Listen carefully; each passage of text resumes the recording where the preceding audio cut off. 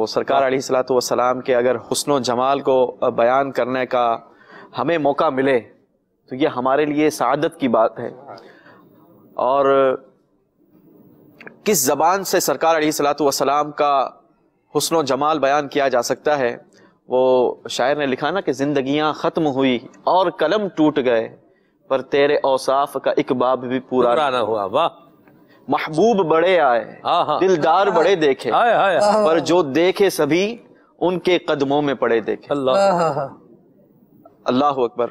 حضرت ابو نعیم رضی اللہ تعالیٰ عنہ فرماتے ہیں کہ حضرت یوسف علیہ الصلوۃ والسلام کو تمام مخلوق سے زیادہ حسن و جمال عطا کیا گیا. سبحان اللہ. سبحان اللہ. آج دیکھیں کہ حسن یوسف دنیا میں بڑا مشہور ہے.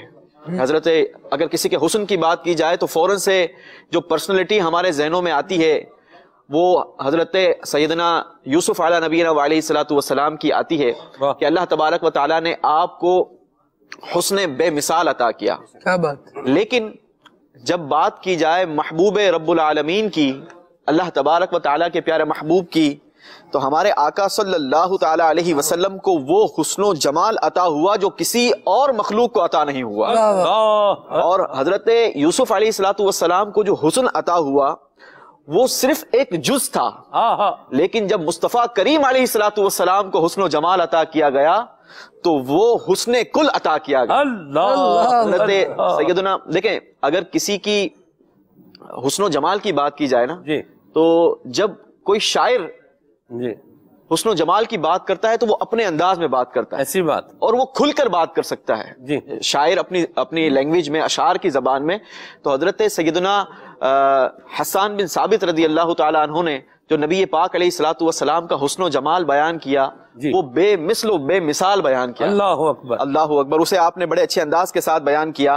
لیکن اگر بات کی جائے ہمارے اسلاف کی، آپ دیکھیں امام بوسیری نے جب قلم اٹھایا تو آپ نے فرمایا مولا یا صلی وسلم دائما ابدا علی حبیبک خیر الخلق کلہم. اور حضرت عبد الرحمن جامی رحمت اللہ تعالی علیہ نے جب قلم اٹھایا تو آپ نے فرمایا یا صاحب الجمال ویا سید البشر من وجهک المنیر لقد نومر القمر لا يمکن الثناء کما کان حقہ بعد از خدا بزرگ تو ہی قصہ مختصر. اور حضرت شیخ سعدی رحمت اللہ تعالی علیہ نے فرمایا بلغ العلا بکمالہ، وہ کمال خاص ملا کسے، کشفت دجا بجمالہ، وہ جمال حق دیا کسے، حسنت جمیع خصالہ، یہ ہوئی بھلائی عطا کسے، صلو علیہ وآلہ، یہ کہہ رہا ہے خود خدا جسے. اللہ اکبر. ہمارے پیارے آقا صلی اللہ تعالی علیہ وسلم کی شان و عظمت کیا بیان کی جائے.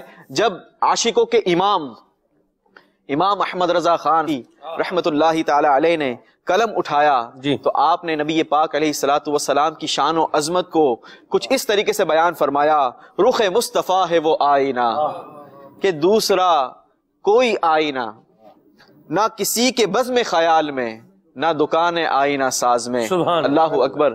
حضرت سیدتنا عائشہ صدیقہ طیبہ طاہرہ رضی اللہ تعالی عنہا فرماتی ہیں کہ نبی پاک علیہ الصلوۃ والسلام کا حسن کیسا بے مثال حسن تھا. فرماتی ہیں کہ ایک بار میں بیٹھ کر چرخہ کاٹ رہی تھی کہ نبی پاک علیہ الصلوۃ والسلام میرے سامنے جلوہ افروز تھے اور پیارے آقا علیہ الصلوۃ والسلام اپنے جوتے مبارک میں پیوند لگا رہے تھے.